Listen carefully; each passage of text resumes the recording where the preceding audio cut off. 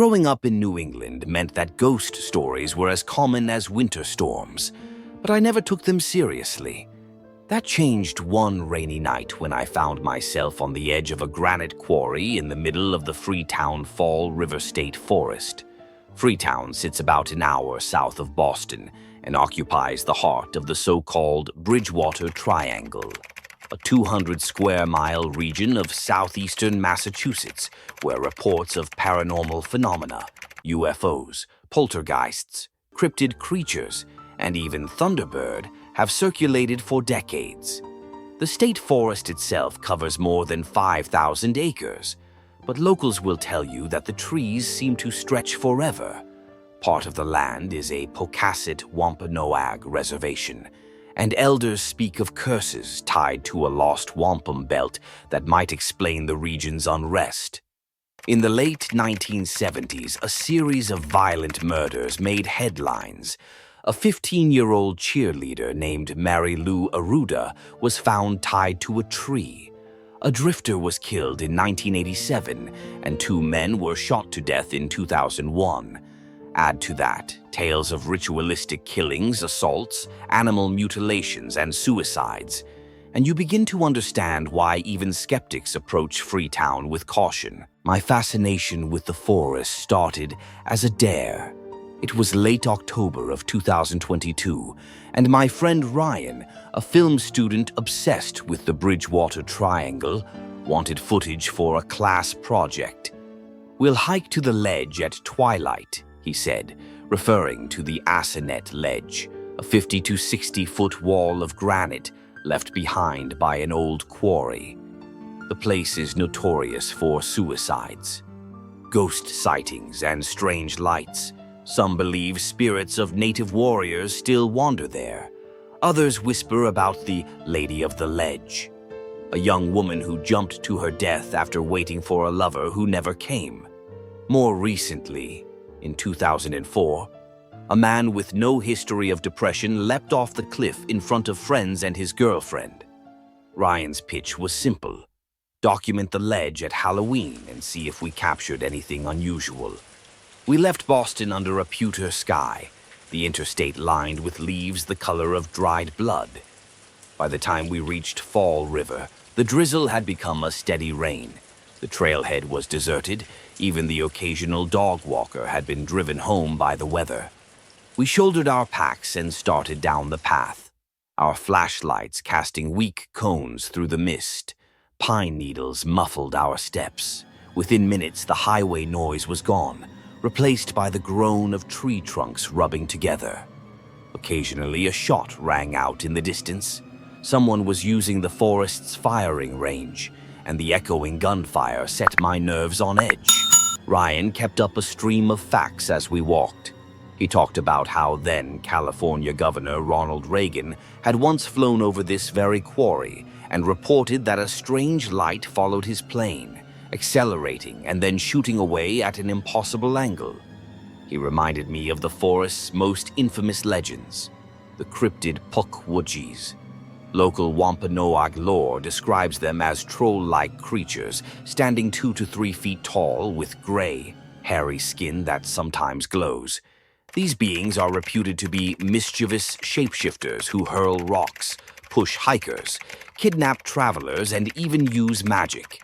According to Ryan, a series of hikers had slipped and fallen from the ledge after seeing little men darting through the undergrowth. The trail narrowed as we approached the quarry. The rain had stopped, but fog clung to the pines. My breath came out in white puffs. Suddenly, an old Ford truck appeared through the trees, abandoned, its hood missing, doors gaping. "That's not uncommon," Ryan whispered. "People drive stolen cars up here and push them over. There are always wrecks at the bottom of the ledge." The forest around us seemed to exhale, a damp, earthy breath that carried a hint of something metallic. We reached the ledge just as dusk settled. The cliff face rose before us, dark granite streaked with graffiti. The drop below plunged into a murky pool.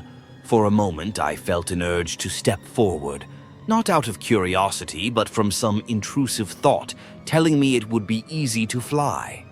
I shook it off and focused on setting up the camera. Ryan busied himself with the tripod while I scanned the tree line. The forest had gone unnervingly still. Even the ever-present creaking of trees had faded, replaced by a soft humming just at the edge of hearing. The first light appeared near the top of the cliff. It was a hazy blue sphere, about the size of a fist, hovering inches above the stone. "Drone?" Ryan whispered. Before I could answer, the orb darted sideways, then shot straight up and vanished in a blink. Another light winked on deeper in the forest, then another. They moved independently, weaving between trunks, changing color from blue to green and back again. I felt my stomach twist. My rational brain searched for explanations. Swamp gas, distant headlights, something with a prosaic cause. But the lights moved with intention, as if they were searching. I thought of Reagan's report and felt goosebumps rise on my arms. That's when the voice came. It was faint at first, like someone calling my name through a long hallway. "Ethan." The hair on the back of my neck stood up. "Did you hear that?" I whispered. Ryan shook his head, eyes fixed on the camera screen. The voice came again, closer. "Ethan." It wasn't Ryan's voice, and it wasn't like anything I'd ever heard in my 26 years. It sounded old and wet, like leaves dragged through mud. Movement to our right snapped my attention to the tree line. Something small darted between the roots, a flash of gray skin and matted hair, no taller than my thigh. Two green eyes reflected our flashlight beams for a second, and then were gone. I grabbed Ryan's arm, hard. "We're leaving," I hissed. He hesitated. "Did you see it?" The thing moved again, circling us. I thought of the Pukwudgi's reputation for luring people toward cliffs. For the first time in my life, I truly understood how someone could be compelled to jump.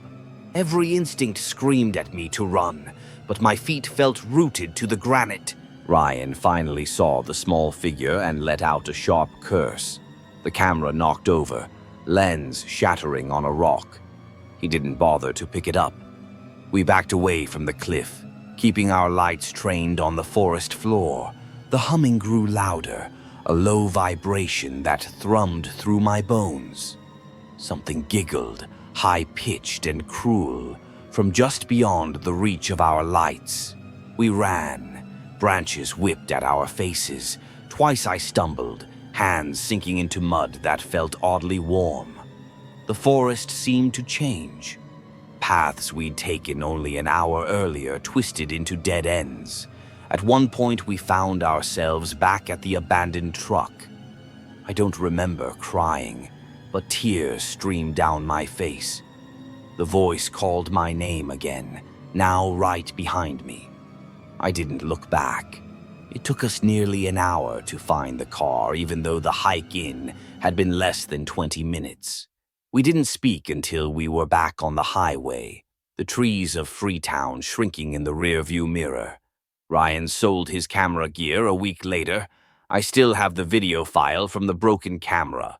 Most of it is shaky shots of dark trees and rain, but there's a single frame where two green eyes glare at the lens from the edge of the light.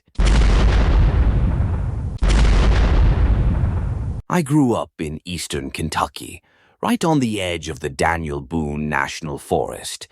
Around here, people don't talk much about the things they see deep in the hills, not because they're shy, because some stories don't belong in daylight. I didn't believe that when I was younger, but I do now. God, I do. It was the summer of 2019, a few months before I left for college.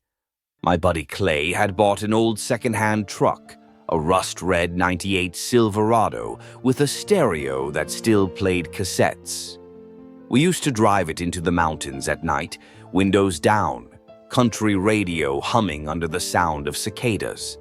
It felt like freedom.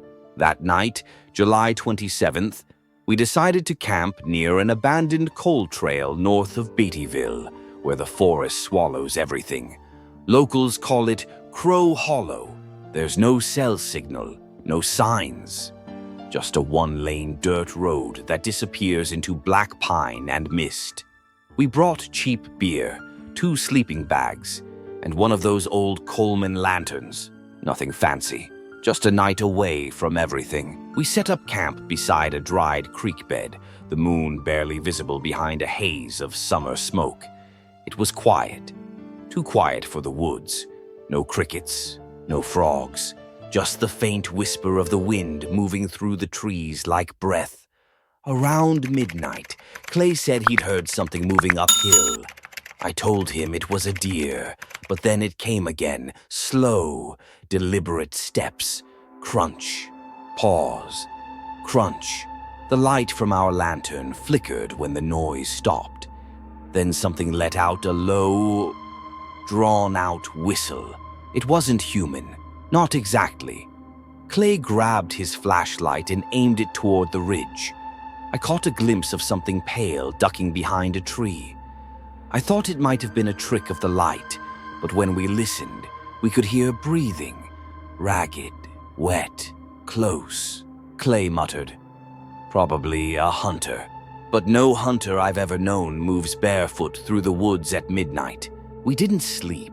Every time we started to drift off, we'd hear faint rustling, twigs breaking, rocks shifting. It sounded like more than one thing circling us. By 3 a.m., we gave up, packed what we could, and started walking toward the truck. That's when we noticed the trail looked different. Branches bent low, stones stacked in strange little towers along the path, and the smell, like something had died and been left in the sun. Clay whispered, "Jesus, you smell that?" I nodded but didn't answer. I could see movement just ahead, shapes crouched low, almost crawling. At first I thought they were animals, but then one stood. It was a man, or something pretending to be one, naked, his skin ashen and stretched thin over bone. His limbs were wrong, too long, like someone had pulled him from both ends. His mouth hung open as if he'd forgotten how to close it, and his eyes reflected light like a cat's. Behind him, I counted 3 more shapes rising from the brush. They didn't speak. They didn't blink. They just watched us. Clay swung the flashlight. The beam hit one square in the face, and it shrieked a raw, animal scream that didn't sound human at all. Then the woods exploded with movement. They rushed us. I don't remember running. I just remember the sound. Bare feet slapping against rock and soil, the wheezing breath closing in behind me. The forest felt endless, like it was folding in on itself. At some point, I tripped over a log, rolled down a slope, and slammed into something metal. The truck. Clay was already inside, screaming at me to get in. We tore out of there, gravel spitting under the tears, headlights bouncing off trees. I looked back once. They were standing in the road behind us, all 4 of them, frozen in the beams. The tallest one raised its hand, not waving but almost signaling. Then they melted into the woods as the truck roared down the mountain. We didn't go back for our gear, didn't report anything. Who would believe us? But a week later, Clay showed up at my house looking pale as death. He said something, or someone, had come to his backyard the night before. His dog was gone. He found muddy footprints by the porch, small and human-shaped, leading back into the tree line. I left for college 2 weeks later and never went back to Beattyville. Sometimes, though, when the wind's right, I swear I can still hear that whistle through the open window of my dorm. There are stories about feral people in the Appalachian woods, families that went off-grid generations ago, surviving by hunting and feeding on whatever wandered too close. The rangers dismiss it as folklore, but I saw them, and I think they saw something in me too, because last month, while I was walking home after a late shift, I heard that same whistle. coming from the dark stretch of woods behind my apartment. I wasn't always the type of person who went looking for haunted things. Growing up in Ohio, my mom warned me not to bring home junk that had stories, but curiosity is a stubborn itch. In the winter of 2017, I began a personal project to trace some of the most infamous cursed artifacts and see if their reputations held up when placed under a bright modern light. What I learned and what I experienced has left me wondering whether certain objects carry more than just history. The chair that killed its owner. My first stop was the market town of Thirsk in North Yorkshire. In a small room in the Thirsk Museum sits a plain oak chair suspended from the ceiling. A placard tells visitors that it once belonged to Thomas Busby, who, in 1702, murdered his father-in-law after a drunken argument. Legend says that as Busby was led to his execution on a gallows near the Busby Stoop Inn, he sat in the chair and placed a curse upon anyone who dared use it after him. Over the centuries, patrons reportedly took the dare and then met tragic ends, car crashes, falls, fatal illnesses. The superstitions became so ingrained that the pub owner eventually donated the chair to the museum, where it hangs out of reach.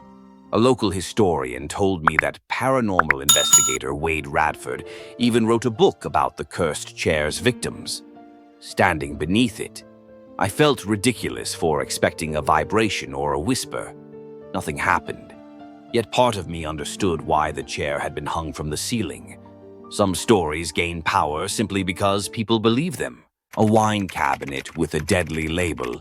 Next, I flew to Portland, Oregon, and knocked on the door of a man who had once owned what is now known as the Dibuk box. In 2001, antique dealer Kevin Manis bought a plain wooden wine cabinet at an estate sale. He later wrote on eBay that the box originally belonged to a 103-year-old Polish Holocaust survivor and contained 2 U.S. wheat pennies, locks of hair bound with string, a dried rosebud, and a golden goblet. Manis claimed that when he brought the box home, strange things began happening. Odors of jasmine and old cat urine, nightmares, an elderly woman's shadow. The story went viral, and by the time the box changed hands on eBay in 2003, it was known as a Dybbuk box, an object supposedly haunted by a malicious spirit from Jewish folklore. The diamond that ruined lives. Or did it? No haunted object tour would be complete without the Hope Diamond, perhaps the world's most famous gem. Today, it sits under glass at the Smithsonian National Museum of Natural History in Washington, D.C., sparkling with a blue light that seems almost alive. Stories of a curse began circulating in the early 20th century. A 1908 Washington Post article listed a series of unfortunate events supposedly experienced by previous owners, such as a Turkish sultan who lost his throne and a French jeweler who died tragically. Later, jeweler Pierre Cartier is said to have embellished the legend to entice socialite Evelyn Walsh McLean to purchase it. The Smithsonian points out that many of the misfortunes were exaggerated or false. One supposed victim, Salim Habib, sold the diamond months before the shipwreck that allegedly killed him. May Yohei, a former stage actress, wrote a 1921 book attributing her failed marriage and financial ruin to the gem. As I peered at the diamond, its beauty was undeniable, but the museum's context strips away much of the myth. It taught me that the idea of a curse can be a useful marketing tool and a convenient explanation when life goes wrong. A sailor suit and a stare that follows. From glittering gems to worn cloth, my next object had a more homemade vibe. In Key West, Florida, at the Fort East Martello Museum, sits a one-of-a-kind doll stuffed with wood wool and dressed in a sailor suit. Locals call him Robert the Doll. Created around the turn of the 20th century, he belonged to artist Robert Eugene Otto, who blamed the doll whenever household items broke or went missing. After Otto's death in 1974, tenants of his house reported hearing giggling and footsteps in the attic. One plumber claimed he saw the doll move across the room. Visitors to the museum often take photographs of Robert. Staff note that their cameras sometimes malfunction and that letters arrive apologizing for mocking him. During my visit, I asked permission before taking his picture. His glossy button eyes seemed to reflect a light that wasn't there. Nothing followed me home, but I did find myself replaying the plumber's story in my head the next time my tools moved on their own. Raggedy Ann behind glass. The last stop on my list took me to a quiet roadside building in Monroe, Connecticut, the former home of famed paranormal investigators Ed and Lorraine Warren, now operated by their son-in-law. Inside a glass case sits a well-worn Raggedy Ann doll. The Warrens claimed that in the early 1970s, a 28-year-old nursing student named Donna was given the doll and soon noticed it moved around the apartment. A psychic medium told Donna that the spirit of a girl named Annabelle Higgins inhabited the doll. According to the Warrens, the doll eventually exhibited malicious behavior and injured a friend. They concluded it was demonically possessed and brought it to their occult museum. The doll's fame exploded after its fictionalized portrayal in The Conjuring universe. As I stood before the case, a red "Do Not Touch" sign seemed unnecessary. Who would risk it? Yet I couldn't help but feel that Annabelle's notoriety owes more to Hollywood than to verifiable evidence. What haunted objects teach us. By the time I flew home, my notebook was full of conflicting impressions. Busby's chair sits unused because locals respect a 300-year-old curse. Kevin Manis's Dybbuk box story became an internet sensation precisely because people wanted to believe there was an ancient evil inside. The Hope Diamond's curse is a product of newspaper sensationalism and jewelry marketing. Robert the Doll inspires fear because he embodies our deep-seated unease around dolls that seem almost human. Annabelle proves that a compelling story will metastasize when amplified by film. Individually, these objects may not hold supernatural power, but together they reveal how humans project guilt, fear, and wonder onto inanimate things. As I share my experiences, I find myself wondering if the curse isn't in the object at all, but in our belief, a haunting that exists in the space between story and reality.